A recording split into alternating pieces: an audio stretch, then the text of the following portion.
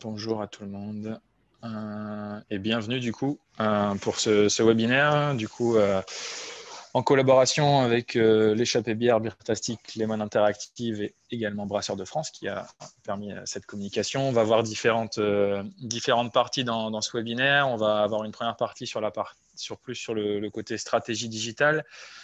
Présenté par Lemon. Ensuite, Beertastic qui va vous présenter sa solution et vous expliquer pourquoi il est important de vendre en ligne. Et ensuite, l'échappée bière qui va vous présenter également sa plateforme et vous parler du tourisme brassicole également. Au niveau de Lemon Interactive, très rapidement, qui on est une agence web qui existe depuis maintenant même plus de 10 ans puisqu'on a été créé en 2009. On est une vingtaine de collaborateurs. On est basé à Villeneuve-d'Ascq, métropole lilloise. Et on a également organisme de formation, expert du coup dans le digital et dans le développement web. Si tu passes à la suite, voilà. Du coup, nous, on va parler un petit peu de la stratégie digitale et de l'importance d'une bonne stratégie digitale. Avant de rentrer dans le vif du sujet de la stratégie, ce qui est important, c'est toujours de commencer par votre position à vous sur votre marché et la position de vos concurrents. Une fois que vous avez pris un temps de recul sur ces deux points-là, ça va vous permettre de définir votre stratégie et aussi de fixer des objectifs. Ça, c'est vraiment important de commencer par là. Quand on parle d'un audit à votre niveau, on peut découper finalement l'audit en trois parties. Une première, si vous avez bien sûr déjà une plateforme existante, qu'elle soit vitrine ou e-commerce, c'est de se poser la question de votre structure, de s'assurer que votre site ne présente pas de frein à une bonne visibilité, qu'on n'ait pas des bugs présents sur le site, puisque techniquement parlant, si un site présente des problèmes de navigation ou autre, d'un côté, c'est pas bon pour le référencement, mais c'est aussi mauvais pour la partie expérience, qui m'amène à mon deuxième point, qui est la partie ergonomique. Il faut aussi vous assurer que le site que vous proposez à vos internautes présente un parcours de navigation dans la découverte de vos produits, dans la découverte de votre société, si vous êtes sur un site plutôt à vocation institutionnelle, sans cailloux dans la chaussure. Voilà, il faut que ce soit simple, qu'on puisse vite comprendre ce que vous faites, vite rentrer en contact avec vous, puisque si on est sur un site institutionnel, l'objectif va être d'avoir du contact. Si on est sur un site à vocation e-commerce, Grégory en reparlera avec sa marketplace, l'objectif, c'est de faire de la vente et de générer du business. La dernière partie de l'audit, c'est la partie marketing et même web marketing. C'est un peu de vous poser la question d'aujourd'hui, votre écosystème existant, qu'est-ce qu'il génère chez vous en fait? Est-ce qu'il génère déjà du lead? Est-ce que c'est des leads qui sont qualifiés? Voilà. Et si vous avez un site e-commerce, est-ce que vous avez beaucoup d'abandon de panier? Cette étude-là va aussi vous permettre de vous recentrer, de reclarifier votre message si vous avez du lead, mais généralement peu qualifié. Et si vous avez de l'abandon de panier sur un site à vocation e-commerce, de vous dire, bon, j'ai de l'intérêt sur mon site, j'ai du trafic, on voit qu'il y a de la déperdition au moment de la commande. Voilà, est-ce que j'ai un problème? On peut avoir des problèmes sur des livraisons, sur des moyens de paiement qui ne sont pas bien disponibles. Voilà. Mais ça, c'est important vraiment de prendre ce temps de recul avant de rentrer dans la stratégie. Ce qui est aussi hyper intéressant dans le web et dans le digital, c'est qu'on est dans le domaine public. Donc, du coup, vous pouvez voir ce que font vos concurrents et il ne faut pas vous faire prier pour aller voir ce que font vos concurrents. Donc, n'hésitez pas à aller voir ce que font vos concurrents sur les réseaux sociaux, quel type de publication ils font, voir s'ils ont de l'interaction avec leur communauté, voir leur fréquence de publication, voir un petit peu comment ils communiquent avec leurs clients. Est-ce qu'ils ont un bon niveau de satisfaction sur des avis clients? Est-ce qu'ils ont un gros engagement, un gros retour de leurs clients sur chaque publication, pardon. Et regardez aussi ce qu'ils font en termes de gamme et de prix et au niveau du référencement sur le web, puisque en fait, l'objectif d'observer ce que fait la concurrence, c'est de vous positionner sur un axe du marché qui n'est pas déjà inondé d'une concurrence féroce. C'est un peu ce qu'on appelle stratégie de l'océan bleu. On va essayer d'aller là où il y a un peu de place et où on peut se différencier par notre produit et par l'expérience qu'on veut faire vivre à nos utilisateurs. Si vous allez dans le côté océan rouge, vous allez peut-être avoir quelques produits qui vont être dans la stratégie d'océan rouge. Il faut savoir que forcément la concurrence est plus forte, donc forcément les dépenses marketing sont plus importantes et le retour sur investissement aussi est forcément plus compliqué. Sur la partie objectif, puisque là, on a parlé plutôt du regard sur les concurrents et sur vous, une fois que vous avez fait ça, ce qui est hyper important dans une stratégie, c'est de définir des objectifs. Si vous faites une stratégie sans objectif, à aucun moment, vous serez capable de prendre un temps de recul et de vous dire, en fait, est-ce que ce que je suis en train de faire m'apporte vraiment du business et est vraiment pertinent pour mon business? Donc, c'est vraiment hyper important de fixer des objectifs qu'on appelle les objectifs SMART. Donc, un objectif SMART, c'est un objectif qui est spécifique.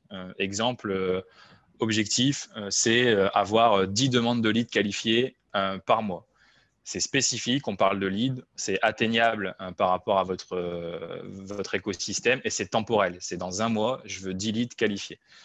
Si vous fixez cet objectif-là, à la fin de chaque mois, vous êtes en capacité de voir si vos actions sont porteuses de sens et si vous devez revoir un petit peu votre stratégie ou accélérer un petit peu sur votre stratégie digitale. Tu peux passer à la suite, Nico, s'il te plaît. Ensuite, ce qui est hyper important aussi dans la partie stratégie digitale, c'est forcément le contenu. Vous allez avoir forcément différentes étapes de visite, si on peut dire ça comme ça, de vos internautes. Vous allez avoir des gens qui ne vont pas vous connaître, qui vont arriver sur votre site parce le travail sera bien fait de référencement. Donc, c'est des gens qui vont arriver sur un site internet, sur un blog, sur des médias sociaux, qui vont avoir tapé des mots-clés comme brasserie indépendante, par exemple. Mais c'est des gens qui ne vous connaissent pas. Donc, ces gens-là, quand on les capte sur notre site internet, l'objectif, c'est vraiment de leur donner du contenu qui va leur permettre de comprendre ce que vous faites, de comprendre votre valeur ajoutée et surtout leur donner envie de revenir vers vous. Une fois que ces visiteurs-là, ils ont été attirés, notre objectif, c'est quoi? C'est de faire convertir ces utilisateurs-là, forcément. La conversion sur un environnement web, ça passe par quoi? Ça passe par des formulaires de prise de contact, par ce qu'on appelle des call to action. Un call to action, c'est un bouton d'appel à l'action qui va être envoyer une demande de contact, acheter le produit ou prendre un rendez-vous. Voilà, mais vraiment des boutons qui incitent à l'action et qui sont visibles rapidement sur votre site. Forcément, si on est sur un site où on doit chercher dans toutes les pages le moyen de rentrer en contact avec vous, on a des visiteurs qui vont partir et qui ne vont pas passer sur la partie prospect. Forcément, une fois qu'ils vous ont contacté, ils deviennent prospects, puisqu'ils ont témoigné d'un intérêt pour votre business. Tout l'intérêt, après, c'est forcément de les faire passer en clients et de conclure.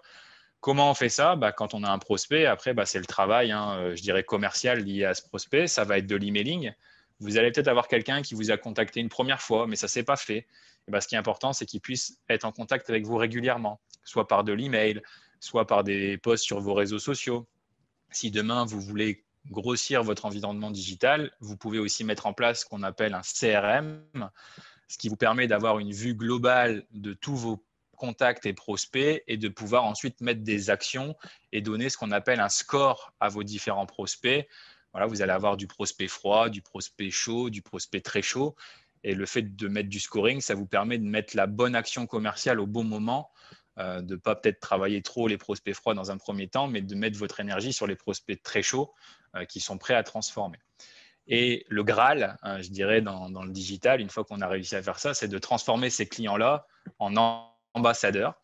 Parce que ce qui est hyper important, c'est qu'on parle de vous. Et en fait, si vous avez un client qui est satisfait de la prestation que vous lui avez apportée, du produit que vous lui avez apporté, de l'expérience que vous lui faites vivre, en fait, il va devenir ambassadeur de votre marque de façon naturelle. Il va parler de vous sur les réseaux sociaux, il va parler de vous sur les forums spécialisés, il va parler de vous à ses amis quand il ira voir les amis qui sera en train de boire un bon apéro.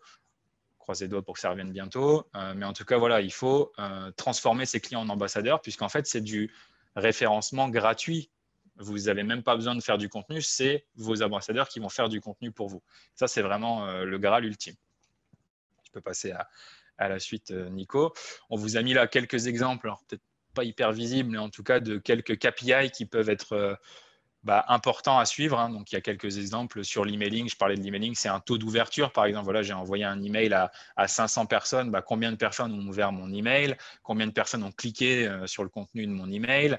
Si on parle de la partie conversion, je le disais tout à l'heure, le nombre de leads générés par mon site, d'où viennent mes leads? Si demain vous faites une stratégie digitale, vous allez avoir du référencement naturel, vous allez peut-être avoir du référencement payant, avoir de la marketplace demain que Greg va présenter juste après, c'est justement de comprendre d'où vient votre business, de quel levier vient votre business et quel est le levier le plus générateur de business et à quel moment il faut équilibrer l'apport de l'un ou l'autre levier. Ce qui est important d'avoir en tête aussi dans une stratégie digitale, c'est de ne pas dépendre trop d'un seul levier. Voilà, si demain, imaginons, vous vous lancez sur le e-commerce, vous faites que du payant, c'est peut-être une bonne chose pour démarrer, mais il ne faut pas oublier le reste, hein, parce que le payant, à un moment donné, s'il y a un changement de stratégie d'un fournisseur payant, bah, vous pouvez être un petit peu à l'étroit et pas avoir de solution annexe. Donc, c'est vraiment voilà, réseaux sociaux, site internet, votre site internet, les marketplaces, Grégory en parlera juste après, les budgets payants comme Google ou autres. Voilà, c'est vraiment un mix de tous ces leviers-là. Ça m'amène à la slide suivante. SIA, donc référencement payant, vraiment court terme. Vous vous lancez, vous avez un nouveau business sur le web, forcément, il y a un petit peu de temps pour avoir de la visibilité. Alors, vous pouvez avoir de la visibilité rapide, encore une fois, avec les marketplaces, parce qu'elles travaillent leur visibilité depuis un moment, et donc, du coup, elles vous apportent cette visibilité rapidement. En complément de ça, avec votre site, vous faites du payant pour être visible sur votre marque et visible aussi sur vos produits. Comme ça, vous êtes visible 2 fois plus. À moyen terme, vous travaillez en parallèle le référencement naturel pour que le trafic que vous voulez générer, le trafic ciblé, votre trafic business, soit pérenne dans le temps, puisque le référencement naturel, il faut compter entre 3 et 6 mois pour avoir les premiers résultats. Mais une fois que vous avez les résultats, si vous continuez à travailler de manière régulière, vous êtes en capacité de conserver cette position-là sur le web sans payer, je dirais, des mots-clés ou autres. Et après, le long terme, c'est les réseaux sociaux, parce qu'en fait, ça, c'est un travail de quotidien, hein, c'est voilà, toujours publier, toujours être visible et toujours animer votre communauté. Donc ça, c'est vraiment le triptyque au niveau de la visibilité du web. Sur la partie SEO, ce qu'il faut avoir en tête, hein, c'est très facile. Vous avez une pyramide vertueuse. C'est un socle technique performant, on l'a déjà dit. Vraiment s'assurer que votre site performe techniquement. Du contenu, il n'y a pas de secret en référencement naturel. Le contenu est roi. Si vous n'avez pas de contenu, si vous n'avez pas suffisamment de contenu, vis-à-vis d'un concurrent qui lui aurait beaucoup plus de contenu, vous allez forcément être moins visible et moins bien positionné. Et une fois que vous avez technique contenu, le Graal, le haut de la pyramide, c'est ce qu'on appelle en référencement naturel la popularité d'un site. Et la popularité d'un site, c'est quoi? C'est en fait le nombre de sites qui parlent de votre site, c'est les liens d'autres sites qui viennent vers votre site. Un peu comme si on prend un exemple de réseaux sociaux, Instagram a forcément quelqu'un qui a des millions d'abonnés. Quand il fait une publication, elle est forcément plus visible. Vous, si vous faites du contenu et que vous avez beaucoup de sites qui parlent de votre site internet, forcément, Google va estimer que c'est un contenu d'autorité, puisqu'en fait, vous êtes un site dont on parle beaucoup, et du coup, vous allez être mieux positionné sur le moteur de recherche. En conclusion de tout ça, pour adopter une bonne stratégie, il faut d'abord bien comprendre votre mission, ce que vous voulez transmettre à vos internautes aussi. Et après, il faut le promouvoir dans toutes vos actions, dans tous les leviers qui vous sont proposés. Ça m'amène du coup à faire une passe à Greg pour la partie Beertastic. Je te remercie. Bonjour tout le monde. Alors, je vais me présenter assez brièvement. Donc, Grégory Le Garant, je suis directeur technique chez Beertastic. Je suis chef de projet web en freelance depuis une dizaine d'années. J'ai l'occasion de prester dans différentes sociétés, parmi des grands comptes retail, mais pas seulement, qui sont principalement basés en métropole lilloise. Parmi mes clients, j'ai pu prester pour Decathlon, pour La Redoute. Donc ça, c'est vraiment très spécifique au e-commerce, mais aussi pour SNCF et Midas. Et je suis ancien directeur technique en agence web. Et j'en profite, j'ai un invité surprise avec moi, puisque un des cofondateurs de Beertastic, Laurent Huens. Bonjour. Et vas-y, profite-en. Eh bien, pour ma part, voilà, je suis directeur général chez Beertastic et pour ma petite histoire, je suis l'ancien directeur de la brasserie du Cateau. Donc, il y a pas mal de confrères qui seront présents sur ce webinaire et ça nous a permis de mettre en avant aussi des problématiques qu'on avait en tant que brasseur et de pouvoir apporter des solutions qu'on va proposer avec cette digitalisation et cette solution de marketplace que l'on a sur Beertastic. Je vais donc laisser Greg présenter un peu plus techniquement cette solution. Très bien. Alors, on se pose la question de pourquoi vendre en ligne. Il faut savoir que Vincent vous a présenté les différents moyens d'exister, on va dire, sur Internet. Bon, pour la petite blague, effectivement, Internet, c'est un réseau qui a déjà plus de 30 ans, on va dire, de manière publique. Donc, il est temps de se positionner sur de la vente sur Internet. Mais au-delà de ça, au-delà de la petite blague, l'intérêt, c'est vraiment d'augmenter sa visibilité, de trouver les bonnes solutions pour augmenter sa visibilité, pour développer du chiffre d'affaires sur sa brasserie et acquérir de nouveaux clients. Comment vendre en ligne? Et là, on a différentes solutions. Il faut savoir que ces différentes solutions ne s'excluent pas entre elles. Vous pouvez très bien avoir un site Internet, qui soit vitrine ou e-commerce, et développer de la vente via vos réseaux sociaux, via des marketplaces, ou avoir une offre de type SaaS. Donc SaaS, l'acronyme de Software as a Service. C'est-à-dire que c'est une offre que vous louez plutôt qu'un site que vous achetez. Et on aura l'occasion d'y revenir. J'ai voulu vous mettre un petit peu en apposition les différents avantages et inconvénients des solutions qui s'offrent à vous en termes de digitalisation.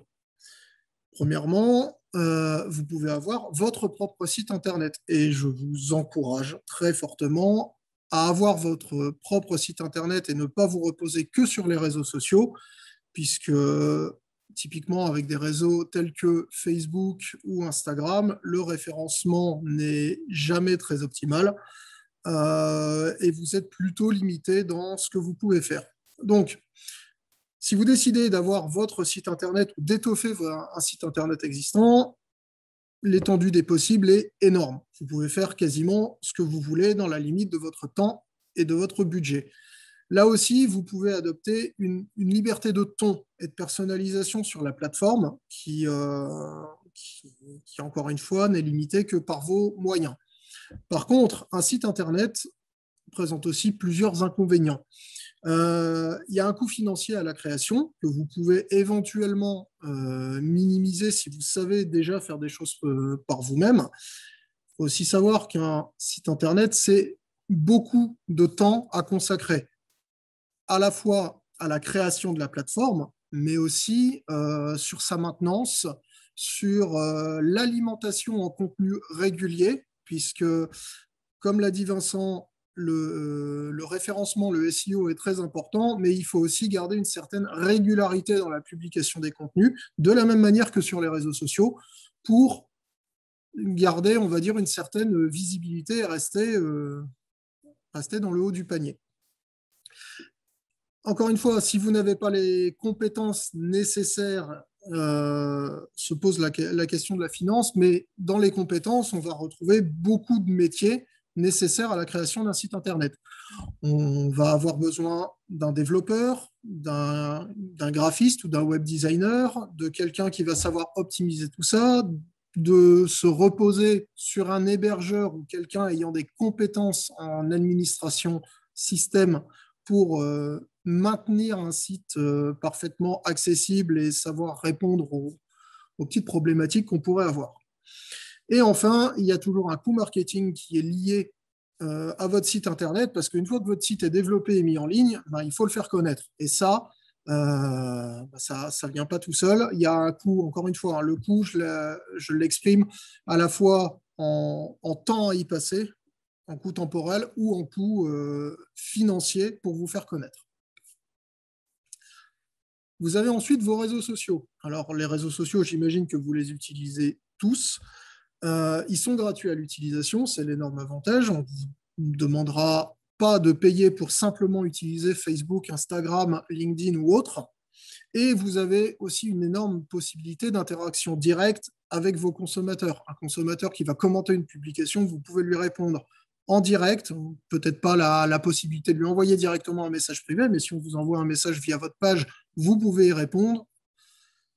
Donc, à l'utilisation, c'est très pratique et c'est surtout très direct. Par contre, une fois que vous avez développé, on va dire, votre notoriété sur les réseaux sociaux via des mécaniques qui sont simples et gratuites pour toucher de nouveaux publics, eh ben, ça nécessite un investissement financier qui peut être important et sur lesquels il faut savoir un minimum ce qu'on fait, au risque de dépenser beaucoup d'argent pour des résultats qui, au final, ne vont pas être très pertinents. Ensuite, les réseaux sociaux, sont assez peu adaptés à la vente directe.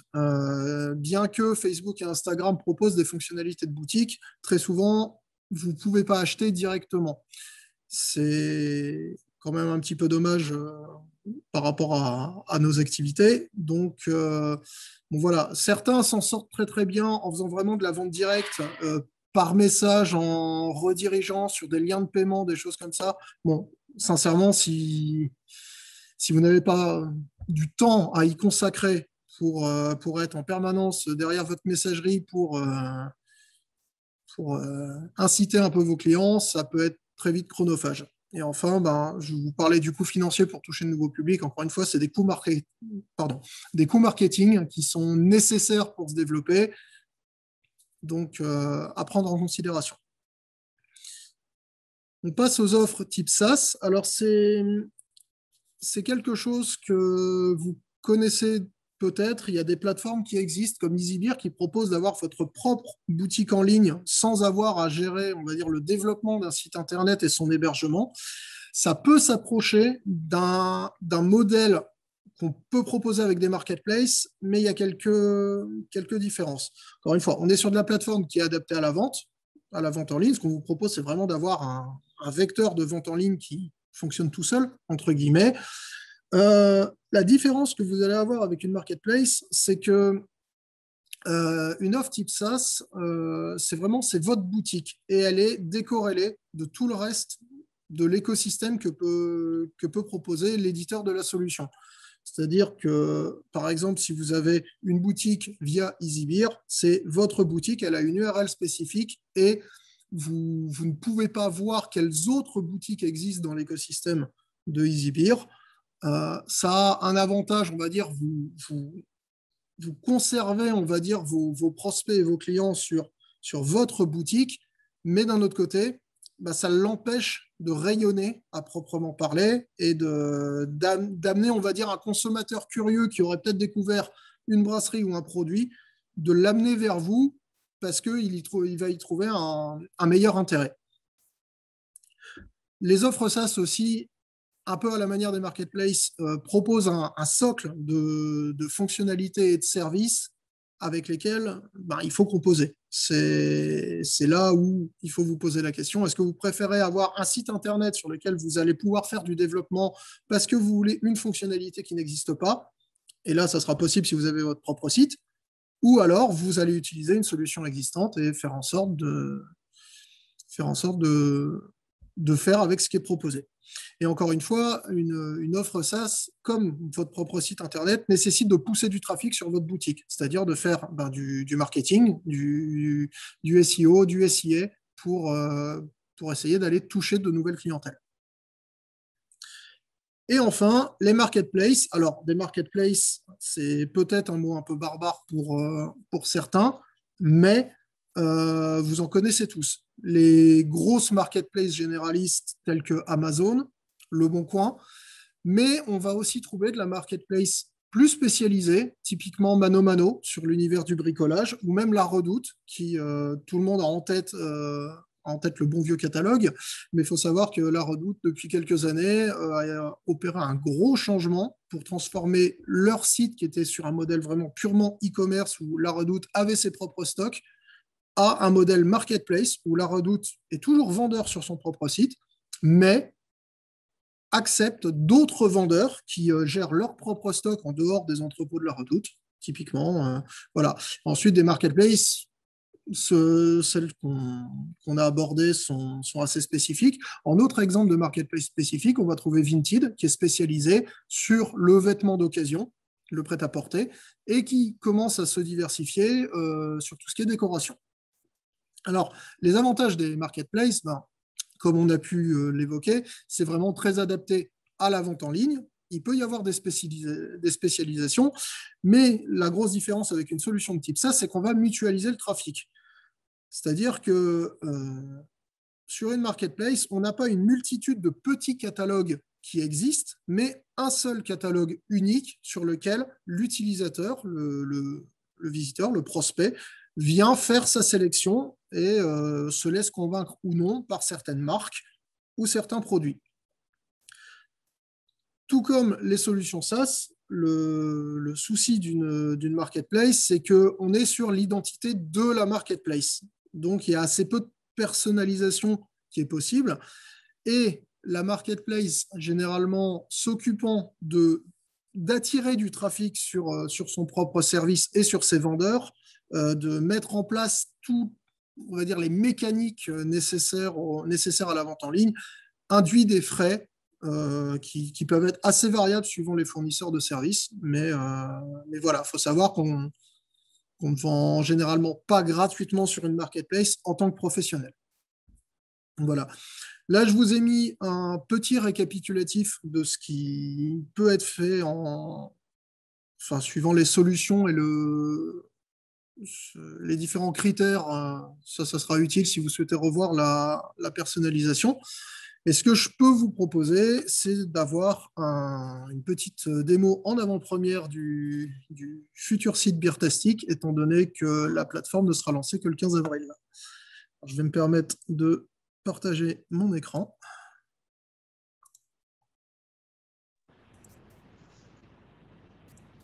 C'est parti.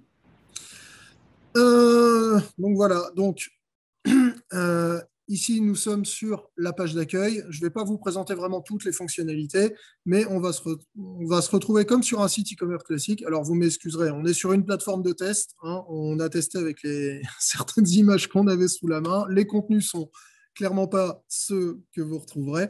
On peut mettre en avant des brasseries, présenter les différents produits que les vendeurs, les différentes brasseries auront proposés sur la plateforme.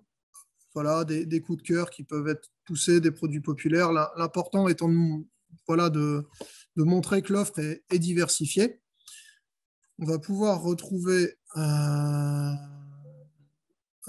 si on va regarder, on va passer par ici, je vais pouvoir vous présenter le tableau de bord. Donc là, on peut voir la présentation d'une boutique. Le visuel n'est pas de grande qualité, mais ça sera mis à jour. Donc, ce qui est important pour nous, c'est de pouvoir présenter une brasserie, de pouvoir présenter les différents produits. Alors là, il manque quelques images, ne vous inquiétez pas pour la présentation.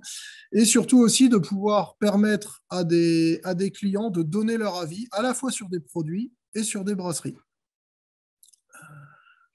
À la page d'accueil pour voir une fiche produit correctement complétée. Voilà. Donc, encore une fois, l'idée, c'est de pouvoir rassurer le client sur ce qu'il achète, sur ce qu'il est en train de voir. Je vous le fais vraiment très, très succinctement. L'idée, c'est aussi de dire, si vous êtes venu pour ce produit, mais qu'au final, il ne vous convient pas, vous pouvez trouver autre chose qui pourrait vous plaire. Et enfin, sur la partie vendeur, vous allez avoir la possibilité de gérer vos différents produits. Alors, il faut savoir que sur Beertastic, vous pourrez nous proposer un nouveau produit. Si vous avez, par exemple, une nouvelle bière éphémère qui sort, donc ici, vous aurez l'occasion de renseigner tout ce qui pourrait vous passer par la tête. On est aussi très ouvert à vos suggestions en termes de, si jamais il y a des informations que vous souhaitiez faire remonter. Et je me suis un petit peu perdu, mais quand vous nous proposerez un nouveau produit, nous, on va aussi retravailler vos contenus. Typiquement, les descriptions, c'est là où c'est important pour du SEO. Donc, nous, on va vraiment se positionner par rapport à tout ça et faire en sorte que vos produits puissent ressortir le mieux possible lors de recherches sur Google.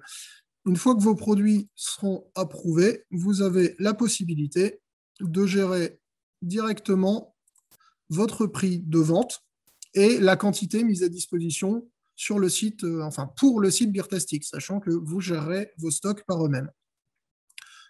Une fois que les commandes tombent, alors il n'y aura pas de paiement par chèque, ce sera que du paiement par carte bancaire, mais vous aurez la possibilité de voir quelles commandes sont, enfin, le détail de vos commandes, d'imprimer les différentes factures ou de faire même des remboursements partiels. C'est-à-dire que vous avez un souci sur du stock. Typiquement, bah là, on vous a commandé 18 bouteilles, mais vous n'en avez plus que 16. Vous aurez la possibilité d'éditer la commande euh, pour en rembourser automatiquement 2 au client, sachant que ça prend aussi en compte le fait que si le client descend d'une tranche de frais de port, ça lui remboursera aussi les frais de port qu'il n'aurait pas dû payer. Voilà ce qu'on peut retrouver ici. Et ensuite, vous avez la possibilité, en cas comment dire, de livraison en relais colis ou enfin, point relais ou à domicile, d'indiquer le nombre de colis nécessaire à la commande. Alors là, en fonction du poids, ben là, je ne peux pas faire moins de 2 colis, étant donné qu'il y a aussi des limitations par rapport au transporteur. Et vous aurez aussi la possibilité d'imprimer tout simplement les bons de transport qui seront juste à coller sur les cartons. Il faut savoir aussi qu'avec Beertestic, on est en capacité de vous fournir toute la cartonnerie nécessaire pour faire de la vente à distance. Et bien entendu, on propose aussi tout ce qui est click and collect. Voilà. Et je pense que j'ai un petit peu débordé, donc je vais donner la main tout de suite à Nicolas pour l'échappée bière. Ok, merci beaucoup Greg. Non, au final c'est assez intéressant puisque de toute façon il y a une partie de la présentation qui est en commune, ce que vous voyez là, le résumé au final de la façon de faire du tourisme entre vendre de la bière ou vendre des prestations touristiques à la brasserie, on va retrouver quand même les mêmes avantages et bien évidemment le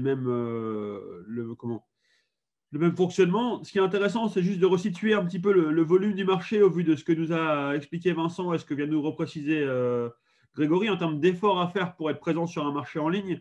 Le marché de la bière, bien évidemment, sur les mots-clés, recherche d'achat de bière ou de bière particulière, est extrêmement concurrentiel parce qu'il y a des très gros acteurs du e-commerce qui mettent des fortunes dessus et de pouvoir investir ce type de projet-là tout seul est parfois compliqué. Donc, l'intérêt des marketplaces, si on en est là à vous proposer nos solutions, c'est aussi que savoir travailler techniquement le contenu, de travailler le référencement et autres, c'est un travail de très longue haleine qui demande parfois des gros investissements. Et le marché de la bière est en pleine explosion dessus et est devenu ultra concurrentiel. Moi, j'aborde un sujet qui est un petit peu différent, qui est celui du tourisme brassicole, où cette fois-ci, on a un paradigme qui est assez fort, c'est que le tourisme brassicole, même si le marché commence à être mature, même si on commence à avoir de plus en plus de demandes, de recherches sur le web, on a par contre cette fois-ci un volume naturel de mots-clés type visite brasserie ou taproom qui est beaucoup plus faible que achat bière. Et donc du coup, là pour le travail de visibilité et de digitaliser son offre brassicole, sur la visite de brasserie ou sur l'accueil de public de manière générale, il va être aussi beaucoup dans la suggestion et dans tous les outils qu'on a vus. On va travailler sur des contenus un petit peu différents, mais la création du contenu, tout à l'heure Vincent le disait, la création du contenu est vraiment le roi de la façon dont vous allez pouvoir suggérer. J'ai repris un peu, j'ai décliné ce qui a été présenté avant spécifiquement au tourisme pour que vous compreniez les points d'interaction. Mais pour reprendre les grands enjeux là majeurs qu'on peut avoir, capter l'attention du client, c'est le plus dur parce qu'en fait, il va falloir un petit peu s'insérer dans son cerveau en lui suggérant une activité ou une idée de sortie qu'il n'avait pas forcément déjà eu en tête. Donc, il n'a pas l'idée de taper les mots-clés. Tiens, qu'est-ce que je vais faire cet après-midi? Je vais visiter une brasserie autour de chez moi ou en vacances. Il va se dire, tiens, je suis sur un périmètre d'action. J'ai envie de faire une sortie. J'ai 3 heures, j'ai 5 heures autour de l'endroit où je veux aller. Qu'est-ce que je peux faire? Et là, il va falloir réussir à capter l'attention. Et un peu comme si vous mettiez des stop-trottoirs dans la rue ou si vous aviez une visibilité, forcément, il va falloir réussir à capter, à avoir des relais d'information qui sont primordiaux dessus. Les réseaux sociaux peuvent l'être en propre, mais bien évidemment, un maximum de partenaires. Donc, dans le monde de la bière, c'est un gros volume et sur lequel il faut réussir à se montrer. Il y a beaucoup de demandes et donc, du coup, là, il faut réussir à être visible. Et dans le monde touristique en général, c'est très différent. Là aussi, vous êtes en concurrence non pas avec des activités bière à côté de vous, mais vous êtes à des autres activités, des sorties cinéma, des sorties loisirs plus classiques, des balades, des choses gratuites, des choses payantes. Et là, il va falloir vous différencier. Donc, pour ça, il faut créer du contenu, il faut créer un univers. Le mot univers, je ne l'ai pas mis là par hasard. Il faut réussir à rendre les gens en immersion dans ce que vous allez proposer pour montrer là où vous êtes différenciant. Et il faut que ça soit limpide parce qu'encore une fois, c'est une activité qui n'est pas forcément comprise par tout le monde. Qu'est-ce qu'on met derrière visite de brasserie? Qu'est-ce qu'on met derrière accueil du public? Qu'est-ce qu'on met derrière une taproom? C'est du vocable qui appartient au secteur et qui parfois est difficile à déchiffrer. Donc, il faut être lisible et compréhensible. Et bien évidemment, la navigation, la technique web est primordiale dessus sur le côté ergonomique de la navigation. Proposer de la réserve en ligne, là, nous, on a porté les assises du tourisme brassicole depuis maintenant 2017. Les dernières conclusions de l'activité touristique, c'est de dire que les clients veulent aller jusqu'au bout. La réservation doit se faire directement en ligne.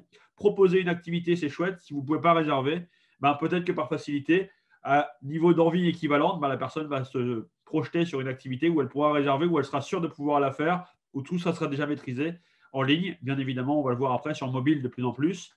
Et puis, personnaliser et adapter son offre. Là, c'est aussi un enjeu majeur dans les prochaines années dans le tourisme. C'est de pouvoir dire tout simplement, la visite de brasserie, peut-être que le produit est le même, mais vous n'allez pas vendre la même chose à quelqu'un qui est passionné par la bière que quelqu'un qui est de passage dans la région, qui a envie de découvrir le côté culturel de votre ou une production locale, et éventuellement un local qui se dit tiens, j'en ai déjà fait 2-3, j'ai envie de découvrir des nouvelles choses. Donc, adapter son offre, adapter et personnaliser sont les mots-clés des prochaines années. Et c'est aussi un gros enjeu de devoir gérer ça tout seul. Donc, voilà, il faut bien se rendre compte que c'est assez global comme façon de faire. Les enjeux de com, bien évidemment, communiquer sur le fait qu'on accueille. On rappelle que la brasserie, de manière générale, c'est encore souvent compris comme une activité de production. Dire qu'on est capable d'accueillir, c'est un enjeu primordial, de le faire sentir tout de suite dès qu'on arrive sur le site ou dès qu'on arrive sur la page concernée en ligne ou sur le contenu. C'est vraiment primordial. Les avis, alors je vais en revenir dessus, on pourra en parler pendant des heures et faire un webinaire juste là-dessus. Mais partager des avis et générer des avis vont être deux faces d'une même pièce où aujourd'hui, notamment dans l'activité touristique, on va prendre parfois 3 heures, 5 heures, une journée pour aller faire une balade, une sortie. On veut être sûr que c'est bien. Et donc, rien de tel que d'avoir des gens qui partagent quand ils sont venus l'avis chez vous pour dire oui, c'était bien. Et bien évidemment, rien de tel que des gens qui, du coup, peuvent se référer, d'avoir un site qui propose de lire des avis particulièrement. L'optimisation des réservations et du parcours d'achat, c'est aussi un énorme enjeu qui prend beaucoup de temps à bien penser puisqu'il y a beaucoup d'analyses à faire dessus. À quel endroit les gens cliquent pour savoir où, ceux qui vont acheter, qu'est-ce qui les motive au final, détecter grâce à ça les motivations réelles d'achat et de passage à l'acte pour venir à la brasserie. Ça, c'est également un gros enjeu. Et puis une stratégie cross-canal. Aujourd'hui, notamment dans l'univers touristique, on peut commencer une discussion sur Facebook, la continuer par mail, puis la reprendre sur le site, éventuellement sur le chat, par téléphone avec un conseiller. C'est aussi compliqué quand la personne appelle, elle a eu une discussion avec un de vos collaborateurs ou avec, d'ailleurs, même chez nous, un de nos collaborateurs sur Facebook, qui n'a pas forcément transmis ou qui n'a pas forcément une communication immédiate avec la personne qui gère les mails ou la personne qui prend le téléphone. Et dans ce cas-là, on réexplique son cas plusieurs fois. Là, bien évidemment, c'est un gros frein. Il faut de la simplicité pour le coup dans l'offre web, quelle qu'elle soit. Il faut que l'offre soit lisible, simple à comprendre et de se dire ah oui, tiens, ok, j'y arrive facilement. Donc, moi, ce que je vous propose de refaire, c'est au final reprendre un petit peu un des slides que Lemon nous a proposé et qui est au départ. Le Customer Journey, c'est un mot anglais très barbare, mais qui reprend un petit peu quand même l'idée de se dire, tiens, entre le moment où la personne commence à avoir l'idée de sortir et de se dire qu'est-ce que je peux faire cet après-midi ou dans 10 jours ou quand je serai en vacances à tel endroit, et le moment où elle va acheter, eh ben, il y a plusieurs étapes qui sont clés. Et la première, elle est fondamentale. Elle est de susciter l'envie. Alors, susciter l'envie, c'est à la fois un besoin de se projeter, d'aller plus loin, de se dire, tiens, qu'est-ce que je pourrais faire et qu'est-ce qui me plairait de faire, donc du coup, de donner des inspirations. Et puis, bien évidemment, susciter l'envie, je le remets en bas, parce qu'une fois qu'on a trouvé l'inspiration en se disant, tiens, j'ai vu que les visites de brasserie, c'était quelque chose de très hype, ou tiens, d'aller dans une taproom pour faire une dégustation, ou d'aller directement à la brasserie pour rencontrer le producteur, c'est vraiment super sympa. Maintenant, il faut aussi que je puisse vraiment le projeter et me dire, une fois que j'ai cherché et que j'ai trouvé une information, qu'est-ce que je peux faire véritablement sur place? On me dit, ah ouais, il faut vraiment que j'y aille, quoi. Et là, dans ce domaine-là, vous avez différents canaux que vous pouvez utiliser. Le référencement naturel, bien évidemment, c'est un peu la clé de voûte. De toute façon, aujourd'hui, d'une stratégie web, quoi qu'il arrive, vous êtes obligé de produire du contenu pour que vous soyez référencé quand on tape visite plus brasserie ou accueil plus brasserie ou boutique plus brasserie. Les médias et les articles que vous allez pouvoir produire vous, que vous allez pouvoir coproduire, vous allez pouvoir utiliser les influenceurs, les blogueurs, les professionnels du monde du tourisme qui peuvent relayer éventuellement les contenus que vous serez amené à produire ou à coproduire. Et puis les réseaux sociaux, c'est un peu votre communauté qui, là encore, va pouvoir jouer sur la suggestion. Tiens, moi, j'y suis allé. Comment, toi aussi, vas-y, tu as un copain, on a les mêmes envies, on a les mêmes ambitions, on a les mêmes types de voyages. Va là-bas, tu vas voir, tu vas passer une super journée, tu vas rencontrer des gens super. Donc, la première destination, avant de penser digitaliser une offre touristique, si vous n'êtes pas capable de produire du contenu, c'est très compliqué d'avoir une existence en ligne, en tout cas. Donc, du coup, c'est difficile de rameuter large, puisque c'est encore une fois la clé de voûte un peu du démarrage et tout le monde passe par cette première vacances. Le gros avantage du tourisme, c'est que vous pouvez vous projeter vous-même comment vous choisissez vos activités touristiques et comment vous choisissez vos vacances. Et bien tout simplement, vous vous dites, je veux du soleil, je veux de la plage, je veux de la mer, je veux de la montagne, je veux de la nature, je veux de la rencontre, je veux du producteur, je veux du vin, je veux du champagne, peu importe. Mais en tout cas, à partir de là, vous avez déjà ce côté où vous vous projetez. Et bien évidemment, quand on vous suggère, et des gens proches de vous, avec des idées généralement proches des vôtres, vous suggèrent des choses, et bien rien de tel pour activer déjà la première chose qui est la recommandation. Juste pour finir là-dessus, mais c'est très bien de passer le slide, on considère, il y a différentes études sur le tourisme qui considèrent qu'on est entre 56 jours et 23 jours, selon les types d'activités, de réservation en amont. Donc, c'est-à-dire que les gens se projettent sur le web quasiment 2 mois avant de faire l'activité. Ils commencent déjà à regarder ce qu'ils pourraient faire. Donc, c'est aussi intéressant de voir dans la chaîne de discussion et dans tout le rapport que vous avez avec vos potentiels clients, de voir ça. 2, planifier. Vous avez cette fois-ci défini ce que vous voulez avoir. On va entrer dans une logique très simple de comparaison. Tiens, je peux comparer, là encore, je vous le disais, soit différentes activités à la brasserie directement, pourquoi pas, mais je vais aussi comparer avec des activités qui vont être sur des domaines périphériques, une fromagerie, du vin, un vignoble, potentiellement une fabrique de chocolat, de bonbons, voire même de l'activité de loisirs qui n'a rien à voir. Moi, j'ai une plage horaire à occuper mardi prochain de 15 à 18, donc je vais comparer ce que je peux faire à ce moment-là dans le spectre des envies qui ont été suscitées. Donc, rechercher des informations précises. Là, à ce moment-là, le web va être obligé, vous allez être obligé d'avoir des choses très factuelles pour que les gens puissent se référer en se disant si je le fais à ce moment-là et que je me bloque mon timing pour aller là-bas, je suis sûr que c'est ouvert et je suis sûr que c'est dispo. Et là encore, je remets bien évidemment cette partie simplicité d'utilisation à chose égale. Si votre site est incompréhensible ou votre outil de digitalisation est incompréhensible et que celui d'à côté est très clair, très limpide, vous avez bien compris que de toute façon, là encore, c'est vos propres mécanismes qui sont à l'action, compliqués de se projeter.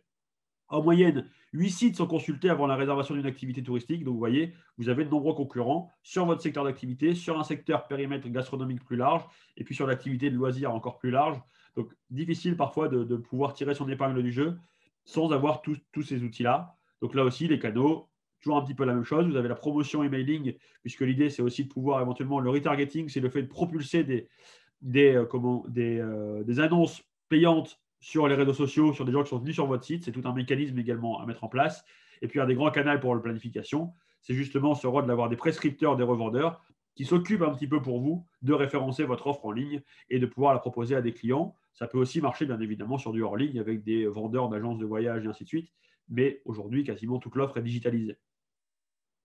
En 3, la réservation. Cette fois-ci, il faut faire un choix. Et donc, du coup, on rentre dans le dur du sujet. Il faut aller jusqu'au bout de sa réservation. Et là, vous voyez les 2 chiffres que j'ai mis. 33% des internautes ne réservaient pas à côté de difficultés technologiques. C'est-à-dire que des gens qui étaient intéressés pour faire votre activité et qui vont s'arrêter à ce moment-là parce que c'est trop compliqué, vous êtes trop difficile à joindre, ou le système de paiement ne marche pas, ou voilà. Ça vaut pour, à mon avis, c'est des chiffres très touristiques. Je pense qu'on pourrait les extrapoler au monde de l'achat de manière générale en ligne. Mais c'est extrêmement intéressant de voir que vous perdez tous les efforts que vous faites juste à cause de ça. Potentiellement, vous perdez un tiers des gens qui auraient voulu venir chez vous parce que l'outil n'est pas dimensionné ou fonctionne mal. Et 16% des réservations qui sont sur mobile, ça va aller de, bien évidemment, toujours les chiffres évoluent depuis 10 ans. Et nous, aujourd'hui, sur notre plateforme, typiquement, on a basculé en 3 ans de 70% de trafic PC, 30% mobile, au rapport inverse. Aujourd'hui, 70% du trafic se fait sur mobile et pour à peine 30% maintenant qui se fait uniquement sur PC. Donc, c'est-à-dire qu'en plus, il y a ces côtés mobilité, il faut adapter une offre claire, limpide et précise. Et la taille de l'écran vous oblige à être synthétique. C'est aussi intéressant de le voir comme ça. Sur PC, on peut naviguer, on peut scroller, on peut mettre beaucoup d'infos. Mais parfois, il faut réussir aussi à être concis, d'aller droit au but. Et on parlait tout à l'heure avec Lemon de call to action, d'envie de susciter l'action. Eh bien, il faut aussi qu'il y ait un bouton réservé, acheter, rapidement disponible pour que vous puissiez, bien évidemment, une fois que les personnes hésitent, là, vous leur proposez de le faire. Ça permet de passer à l'acte plus facilement. L'étape suivante, bien évidemment, vous allez voir qu'elle est là aussi logique. Profiter sur place. Le tourisme, et là, on est vraiment en plein cœur de l'immersion. On a fait un webinaire il y a 1 mois et demi maintenant sur l'accueillir convenablement les gens à la brasserie, quelle que soit l'activité que vous leur proposez, de la boutique, du bar et ainsi de suite. Là, c'est primordial.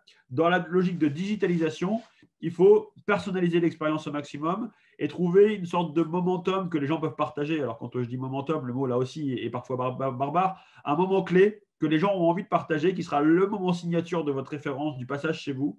Et donc, du coup, soit c'est un aménagement particulier, soit c'est un moment dans la visite, soit c'est un moment d'échange. Mais éventuellement, vous, de pouvoir proposer, il y a aussi des choses plus classiques dans le tourisme, de pouvoir proposer un mur ou une photo de fin de visite ou ce genre de choses pour le groupe. Ben, ça peut être tout simplement ça. Vous mettez à disposition des outils pour que les gens partagent déjà en amont, avant même de dire c'était bien. Le fait de dire j'y suis, eh ben, on est là aussi, on est tous acteurs quotidiens de voir sur nos réseaux sociaux, quels qu'ils soient, les personnes qui racontent leurs vacances. Eh ben, on a juste une envie quand quelqu'un vous poste une photo où est-ce qu'il est en train de passer un bon moment, c'est de se dire ah ben, j'aimerais bien être avec lui. Donc ça, il faut réunir les conditions pour ça. Et bien évidemment, je remets être bien accueilli. Le b.a.-ba de l'accueil touristique doit être respecté, bien évidemment.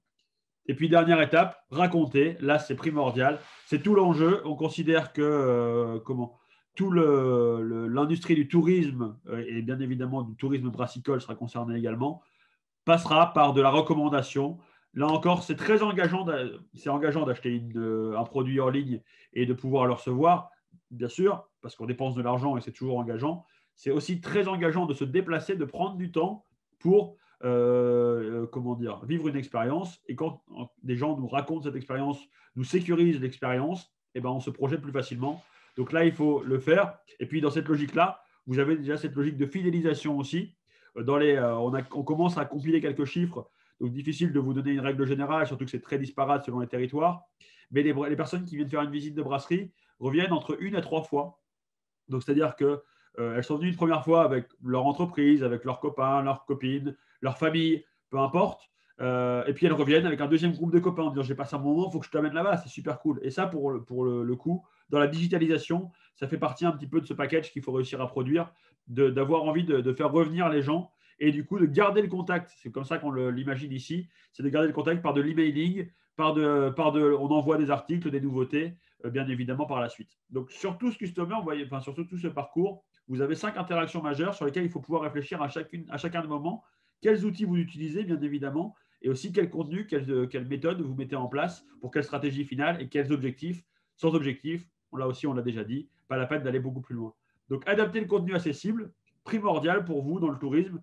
On ne peut pas contenter tout le monde, en tout cas, on ne pourra pas vendre la même histoire à tout le monde. Donc, bien réfléchir à ça.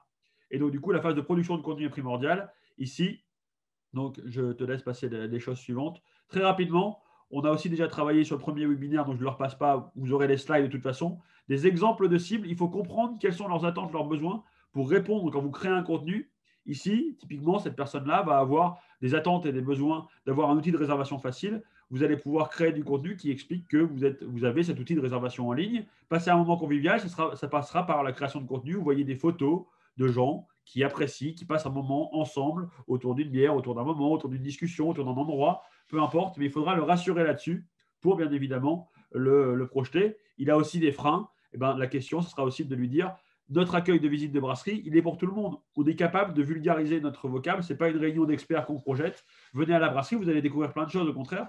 Mais même si vous n'y connaissez rien et que c'est juste une appétence comme ça spontanée, vous pourrez quand même prendre du bon temps avec nous. Donc, j'ai une deuxième cible, pas la peine de refaire la même chose. Tu peux passer directement au slide suivant. Mais vous voyez, typiquement, pour le même produit, in fine, éventuellement la visite de brasserie, ici, pour la personne qui a un besoin d'envie de divertissement, on va leur parler d'évasion, un cadre hors du commun, on va vendre le cadre, on va vendre l'expérience globale. De rencontres, échanges, on va tout de suite leur parler des personnes, on va raconter du contenu, où est-ce que c'est les personnes qui sont impliquées. Et puis, dans les cibles pour apprendre, on va aussi leur expliquer que le fait de venir à la brasserie, on va découvrir plein de choses et ils vont repartir plus riches avec un bagage technique, un bagage historique, un bagage concurrentiel vachement plus large. Et donc, du coup, les gens vont pouvoir être remplis dans leurs besoins, dans leurs attentes d'une sortie touristique. Donc ça, c'est intéressant parce que ce que je veux montrer, c'est que le même produit peut être vendu différemment. Et après, c'est à vous, bien évidemment, d'adapter l'offre au fur et à mesure. Aujourd'hui, pourquoi une marketplace brassicole, tourisme brassicole, je devrais dire plus précisément d'ailleurs, tout simplement parce que créer des inspirations, on vous le dit, on parle de texte, on parle de photos, mais aujourd'hui, c'est bien évidemment de la création vidéo, c'est de la création de podcasts. Il faut exalter un petit peu tous les sens. Donc, c'est quelque chose qui est extrêmement chronophage. Nous, l'avantage, c'est qu'on a ce savoir-faire qui permet de proposer vos services de manière qualitative et de créer des inspirations là-dessus. D'avoir un outil de comparaison sur le même site, on l'a vu, plutôt que d'avoir 8 sites différents, ben, l'idée c'est que les personnes puissent tout de suite se dire « Ah bah tiens, là c'est cool, il y a tel avis qui dit ça, là-bas il y a tel avis qui dit ça, j'ai plutôt envie d'aller là-dessus », mais au moins on est sûr que les gens restent au moins dans le giron brassicole et qu'ils ne vont pas faire du vin ou qu'ils ne vont pas faire du cinéma. Créer du lien entre les expériences, c'est notre but aussi, c'est de pouvoir dire bah, vous avez visité une brasserie à tel endroit, vous avez été découvrir tel produit, tel producteur, eh bien, revenez-y, venez voir un autre producteur, vous allez voir, il a tout intérêt aussi à le faire, ou revenez sur place différemment par de l'incentive, par de la récompense, par de la fidélisation qu'on mettra en place éventuellement avec vous, et créer une communauté, c'est un petit peu tout l'enjeu aujourd'hui, c'est de se dire ben, est-ce que tout le monde n'a pas intérêt à se réunir et à partager du contenu ensemble sur une seule plateforme, c'est notre objectif également dans tout ça. Alors là, du coup, au final, celui-là, il servira pour les slides qu'on vous enverra. Ce que je vous propose de faire, c'est une démo très rapide de tout ça. Je vais donc partager mon écran, si ça marche. Hop, voilà. Et donc, où est-ce qu'est mon écran? Ici, le meilleur du tourisme brassicole. Où est-il? Pourquoi je ne l'ai pas? Hop, ici. Voilà, vous le voyez. Donc, du coup, là, le site, là aussi, pour l'historique rapidement de notre entreprise, donc nous, ça fait 7 ans qu'on fait du tourisme brassicole. Jusque 2019, on était uniquement producteur de voyages, donc c'est nous qui construisions tout. L'idée de la marketplace, c'est de transformer cette offre producteur en une offre où on rassemble tous les producteurs autour de nous et donc, du coup, de pouvoir répondre aux besoins de nos clients. Donc, le gros avantage de notre plateforme, c'est qu'on démarre déjà avec 150 000 visiteurs par an qui viennent chercher des activités, qui ont déjà fait les nôtres et qui en cherchent des nouvelles. C'est aussi pour ça qu'on a voulu élargir l'offre. Donc, vous voyez, le profil, soit les gens viennent par le type d'activité, soit par la destination. On est en train de travailler sur de nombreux filtres, notamment un filtre algorithmique où au fur et à mesure que les gens répondent, vous voyez, à ce type de questions, qu'est-ce que je viens chercher, on est en train de pouvoir leur proposer, alors là aujourd'hui c'est par email, mais leur proposer de dire si vous avez envie d'apprendre, de découvrir, de rencontrer, la visite de brasserie, elle est là, géolocalisez-vous et vous voyez tout de suite les 5 visites de brasserie autour de chez vous. C'est extrêmement intéressant. On a eu des très bons tests, très bons retours sur les tests qu'on a fait dans les Hauts-de-France en 2019 là-dessus. 2020 est une année bien évidemment un peu plus compliquée d'un point de vue touristique pour beaucoup de monde. Et puis du côté, cette fois-ci, offreur, donc la personne qui voudrait proposer leur service sur notre site. Tout simplement, vous avez un tableau de bord, un peu sur le modèle de ce qu'a proposé Grégory avec Beartastic avant, où nous, on vous propose de remettre le nombre d'activités que vous proposez. Imaginons que vous proposiez des visites tous les samedis, mais aussi un événement par mois ou autre. Vous allez pouvoir en proposer plusieurs. Le nombre de vues total, donc c'est intéressant, ça vous permet aussi de voir combien de fois votre page a été vue par rapport au nombre d'activités que vous avez véritablement réussi à réserver. Donc, c'est des indicateurs qui voient aussi un peu la recherche générale sur votre produit. Les avis sur les produits, là aussi, bien évidemment, nous, on incite beaucoup de gens. Et là, vous voyez typiquement les avis qu'on a mis sur nos propres produits uniquement. Vous avez les réservations des gens qui sont en attente. Donc, une personne veut faire une réservation, une activité à la brasserie. Alors, ça pourrait être presque au final de la restauration à la brasserie si vous le voulez. Mais donc, du coup, cette personne nous a envoyé une demande. Je peux la refuser parce que non, je n'ai pas le temps. Finalement, ce jour-là, je suis déjà complet. Je n'ai pas envie, ou je peux la valider. Dans ce cas-là, le processus de paiement se met en place sans aucun problème. Je peux lui répondre directement en disant « Ah bah tiens, regardez, vous vouliez venir le 4 septembre à 14h, on est complet. » Je vais vous répondre « Venez plutôt le 11. Le 11, il me reste de la place, ça ne vous intéresse pas, ou venez plutôt à un autre moment, on propose tel événement. » Et puis après, vous retrouverez bien évidemment les choses qui ont été approuvées. Alors, ça prend un petit peu de temps à charger. Mais voilà, validé, ça a été payé, je suis sûr de ça. Je peux leur envoyer un message en disant « Attention, merci d'arriver un quart d'heure à l'avance. Attention, on va avoir un petit peu de retard qui vont être présents. » Et puis là, vous allez avoir tout ce que vous avez vous proposé comme activité. Vous allez pouvoir ajouter bien évidemment de nouvelles activités, des nouvelles choses dans votre lieu au fur et à mesure.